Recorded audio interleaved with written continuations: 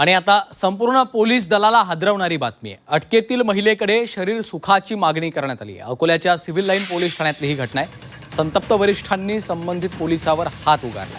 शरीर सुखाची मागणी करणारा पोलीस निलंबित करण्यात आलेले आहेत।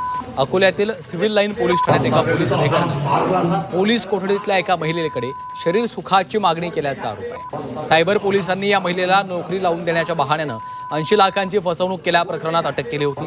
न्यायालयात हजर केला असता न्यायालयानं 2 दिवसांची पोलीस कोठडी सुनावली होती। नंतर महिलेला अकोल्यातील सिव्हिल लाईन पोलीस ठाण्यात बंद करण्यात आलं होतं। या ठिकाणी कार्यरत एका पोलीस अधिकाऱ्यानं आपल्याला शरीर सुखाची मागणी केली असल्याचं या महिलेनं एका महिला पोलीस कर्मचाऱ्याला सांगितलं आणि ही बाब महिला पोलिसांनी त्यांच्या वरिष्ठांना सांगितली। त्यानंतर हा प्रकार उघडकीस आला।